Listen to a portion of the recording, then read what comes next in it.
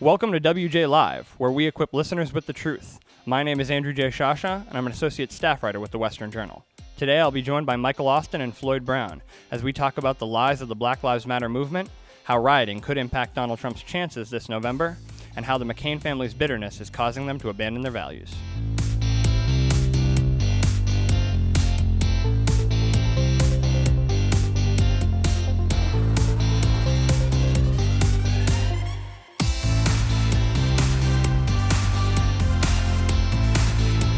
So the Black Lives Matter, inspired riots have reignited last night.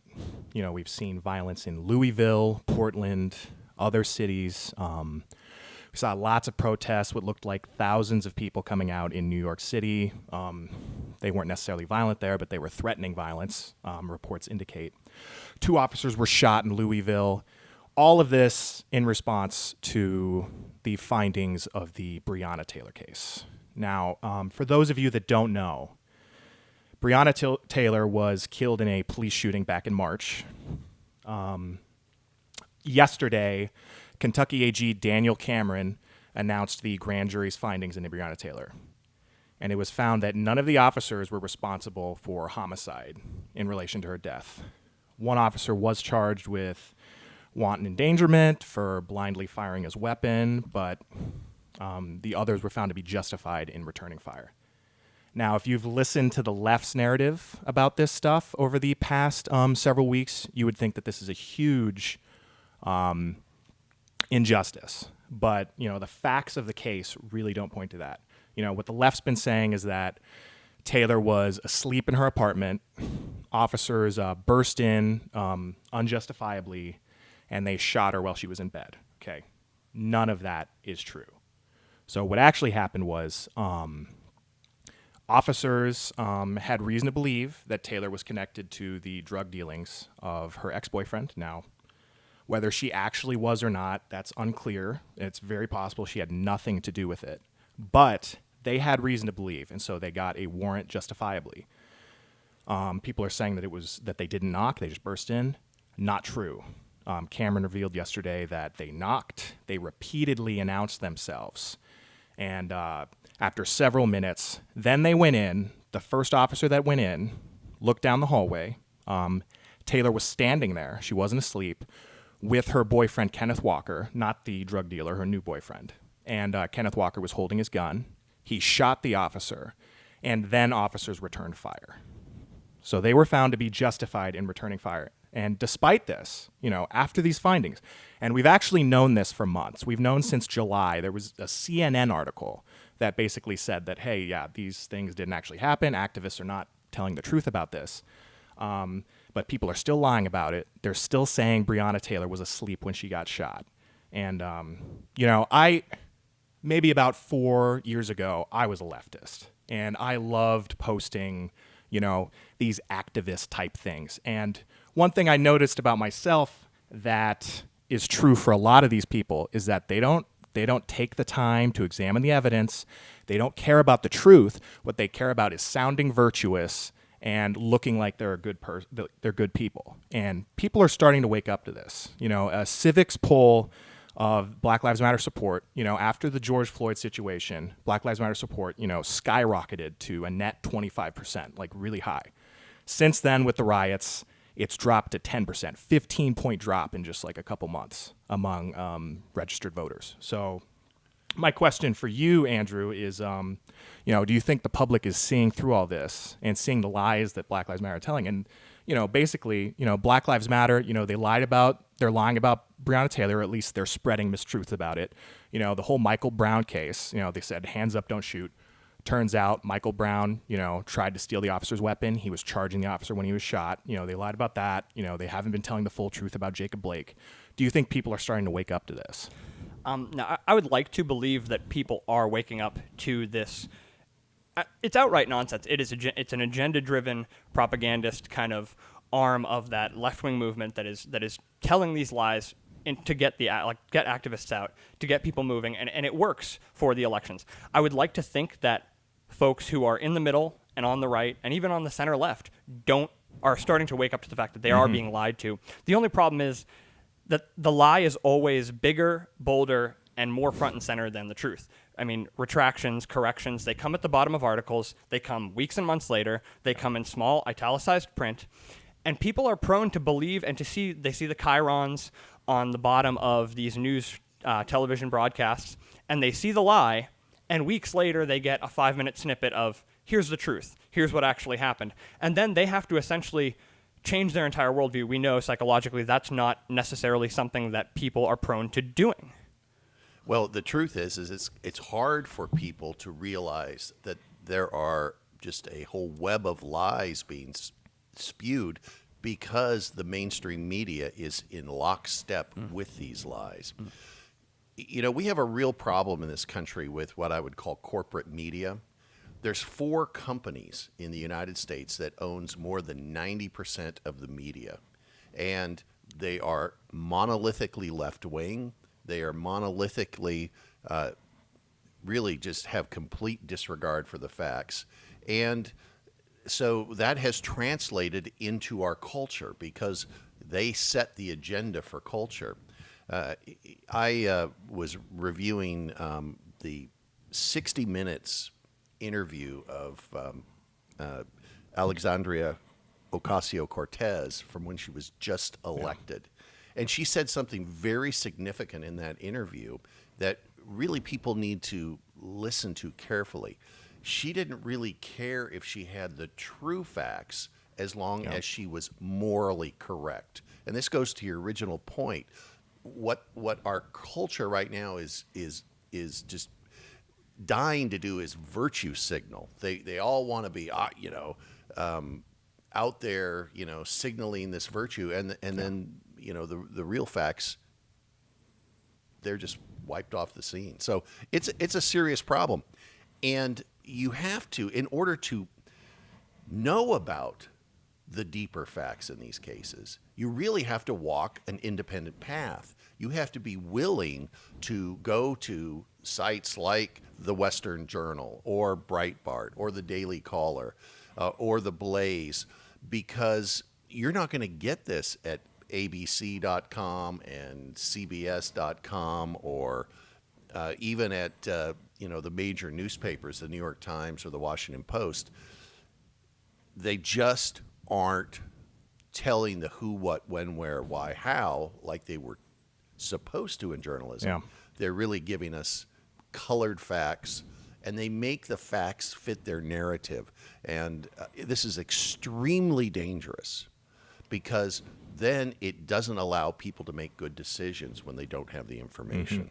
Mm-hmm. Yeah, and it's really important, if you're going to go out of your way to comment on something as serious as, the shooting death of Breonna Taylor, it is your responsibility to, look into the reports, find out what the facts are. If you just dismissively just say, oh, yeah, it was, murder and the police were unjustified and all this without, taking any time to look into this, you're part of the problem.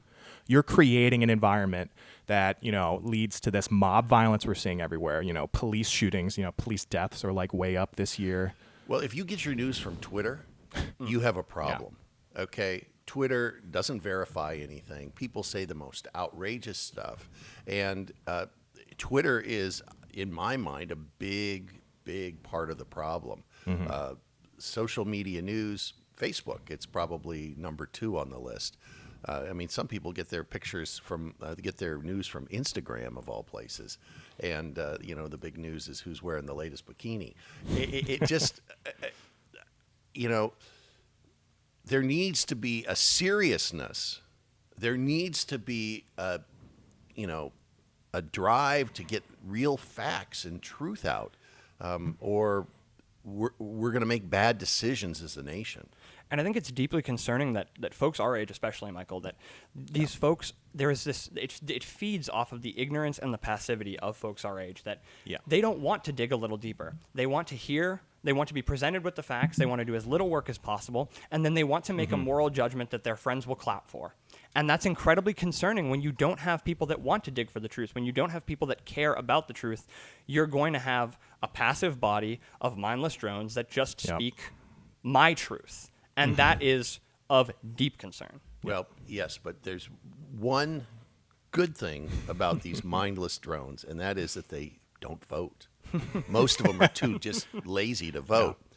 I'm deeply concerned about all of the violence in the country, and in fact, we've put together a montage of clips from Louisville last night that we were able to get from Drew Hernandez, who does great reporting for the Tatum Report. And if you haven't gone to the Tatum Report yet, it's a great website.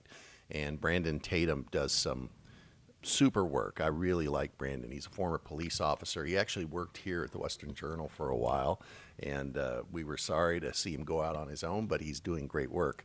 But we've put together a montage for you, and we're going to show that right now.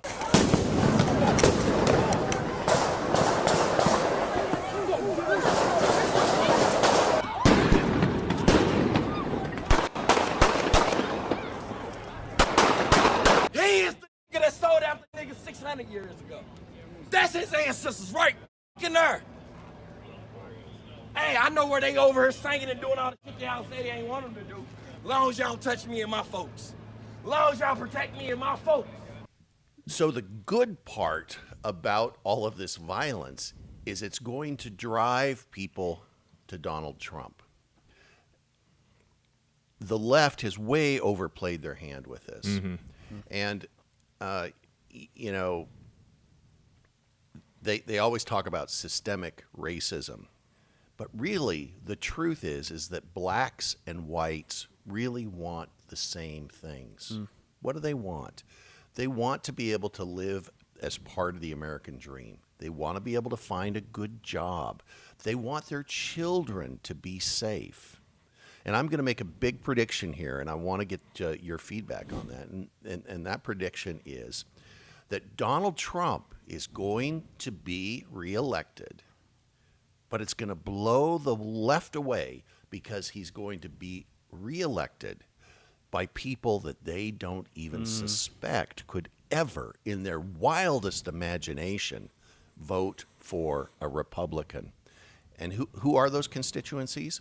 It's blacks, it's Hispanics, it's Cubans, and these people, they aren't saying a word, they aren't talking to pollsters, they're just going to go into their,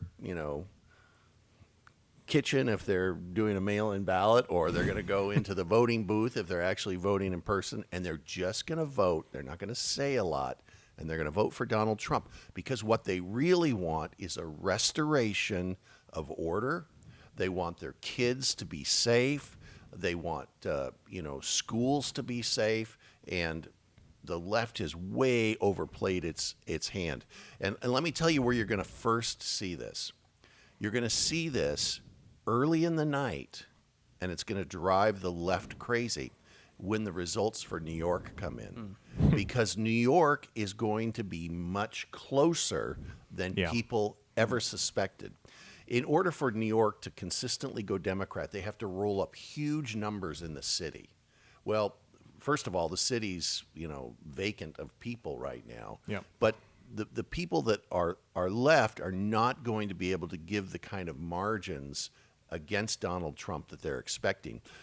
And you have to realize upstate New York is Trumpville. I mean, upstate New York, they love Donald Trump. They understand Donald Trump. They think like Donald Trump. And so that's the first place you're going to see it. And I just wanted to get you guys' feedback because I think this is going to blow the left away. For a Democrat to win the presidency, they have to have at least, at minimum, 85% of the black vote. And I don't think they're going to get it. I think Donald Trump's going to get as high as 20, 22, maybe even 25% of the black vote, and it's going to demolish the left.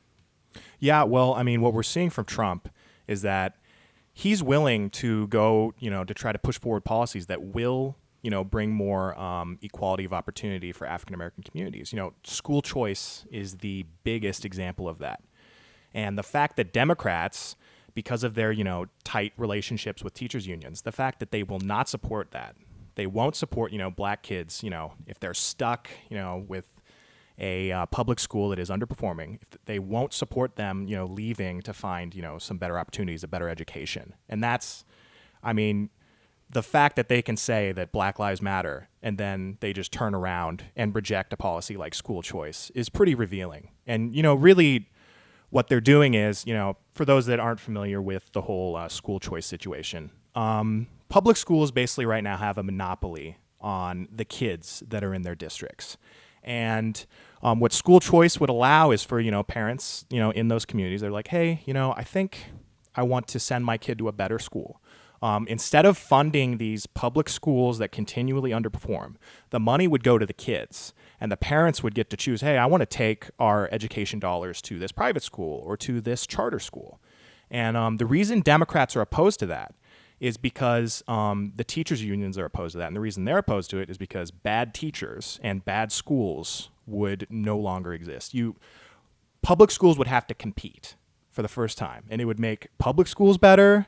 It would make, it'd make everyone better to introduce a little more competition. But unfortunately, they just want to pump more money into the system, which has been shown to not improve test scores. And I think that policy discussion that you're having is just one of many that very much lend themselves to Floyd's point, is that we saw this in 2016 in Michigan and in Wisconsin with folks who had been completely taken advantage of and taken for granted by the left and by the Democratic Party over a long period of time, seeing that now we have someone who's going to advocate for us on policy matters that will actually impact our day-to-day lives in Donald Trump. And he won a surprise victory there. And I don't see how you could not have the same result now with essentially the left again pushing for policies and taking for granted these voters that they have traditionally had and allowing their communities to be ransacked. Yeah. And, it's not just the African-American community that's, getting won over by Trump. It's the tent of conservatism is widening and widening the more that the tent of, the Democrat Party is shrinking and shrinking. Center-left people, they're going to come out in droves for Donald Trump because, they don't necessarily agree with, socialism or, even communism. It seems like some of these Democrat policies are leaning towards. People generally want the same things. And that is, I want a good job, I want a safe neighborhood, and that's part of the American dream, and that's what Donald Trump has been trying to reestablish here. There's a candidate that I've been following all along. It's Kim Klacik. She's running in inner city Baltimore, and she has a brand new ad out, and in that ad she talks about school choice. And in fact, what she reveals is that in the inner city of Baltimore, in the high schools, there aren't any, she says, I think 9 out of 10 black men are not reading at grade level. 9 out of 10. And they're just not doing their job. And so they don't have a decent workforce. And those neighborhoods just keep getting worse and worse as a result of it. So we've got to break this cycle.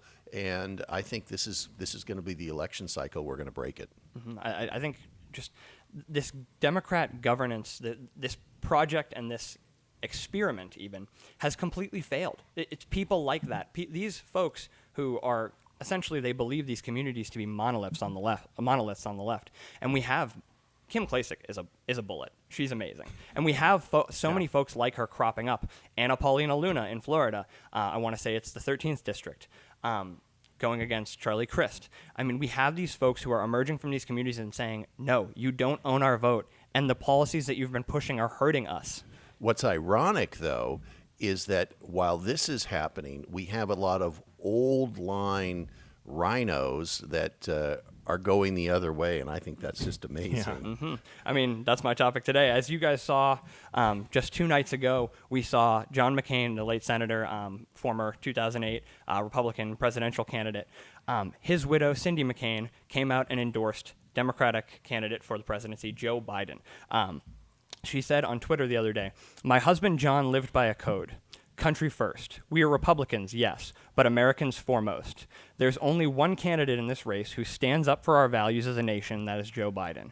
Joe and I don't always agree on the issues, and I know he and John certainly had some passionate arguments, but he is a good and honest man. He will lead us with dignity." And so that right there is a perfect example of exactly what you're talking about. But they did agree on one important policy, and that was eternal war. John McCain never found a war that he didn't want to fight. Yeah. And and Joe Biden never found a country that he didn't want to, go and grift. And so they kind of work together, you have a war there, and then after the war, you come in and you're a grifter. You come in and you slop up as much of the money as you can. And there was also a big Senate report yesterday about how the Biden family continues to grift. Yep. And so I am not surprised. Cindy McCain isn't alone. It's these old line establishment families who have been living off the government for decades, and the McCains, just like the Bidens, involved in politics. I think, McCain was elected to Congress when I was in high school, and I'm now a 60-year-old man. And Biden, the same way. He's been in government for so long that, I was in diapers, I think, when he started in politics. And what do? They spend their whole life getting rich. The McCains, fabulously wealthy. I know they had a beer distributorship, so maybe some of the money came from there. But the Bidens, they're fabulously wealthy, and the only thing they've done is grift government. And it's appalling that someone like that can even get the nomination of the Democrat Party. And it makes me wonder, especially on the right, Michael, were these people ever conservatives at all? Your Bill Kristols, your McCains.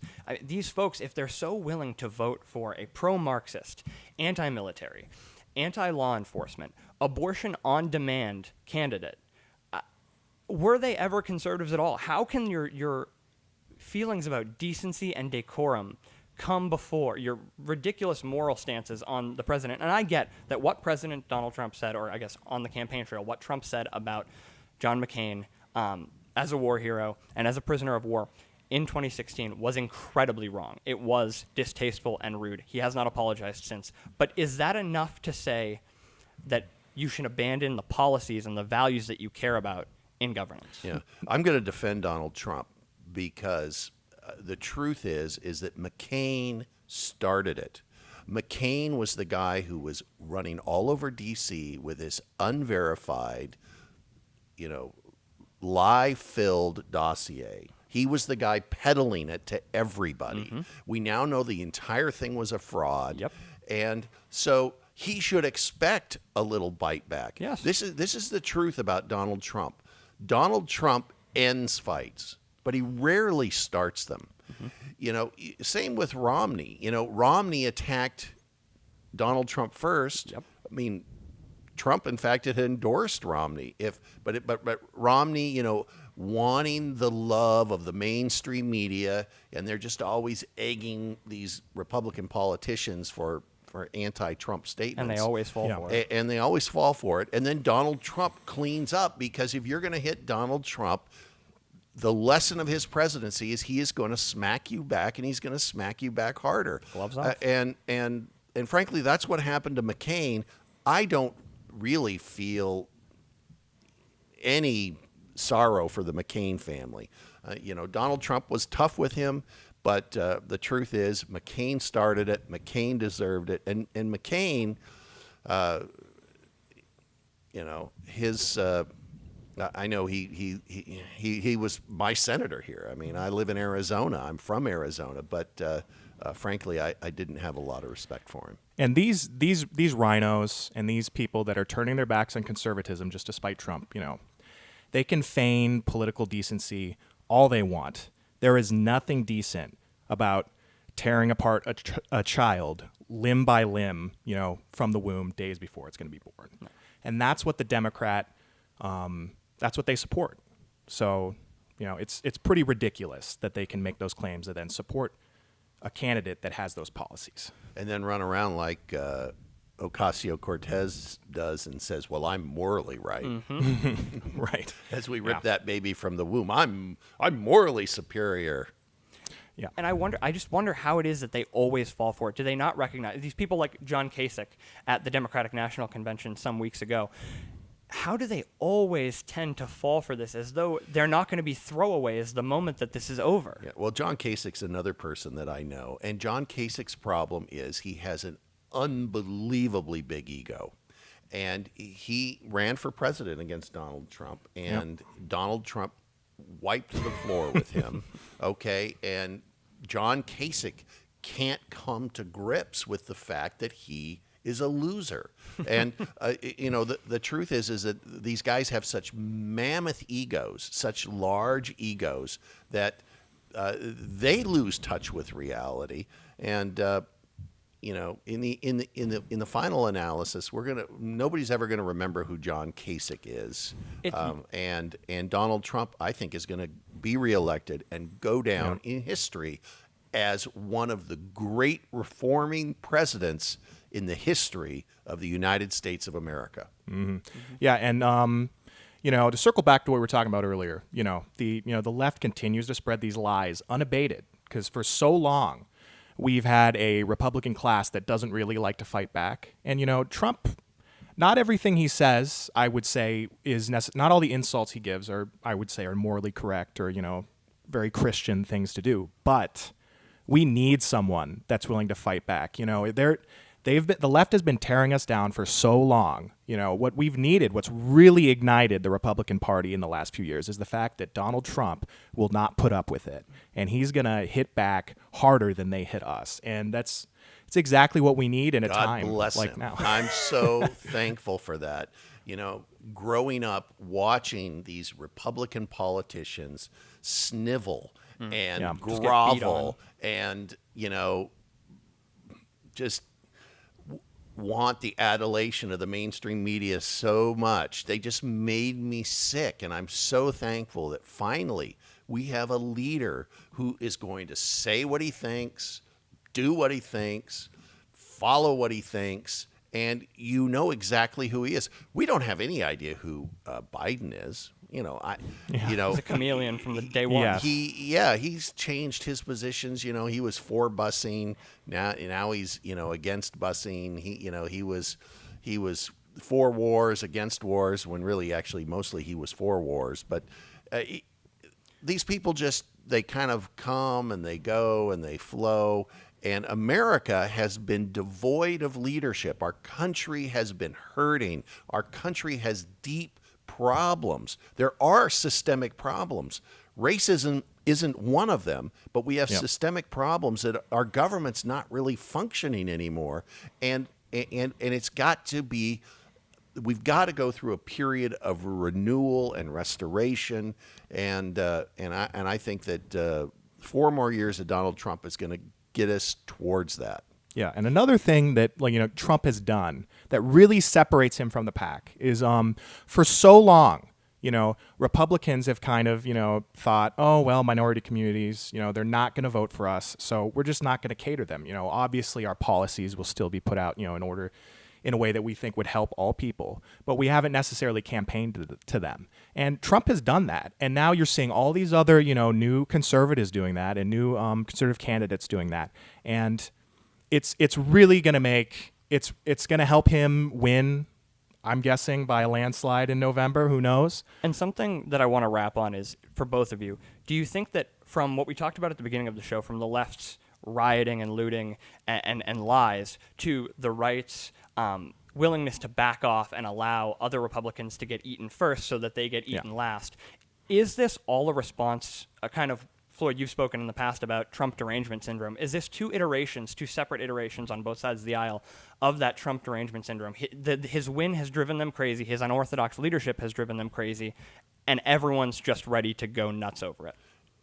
And they are. No, I think you've nailed it.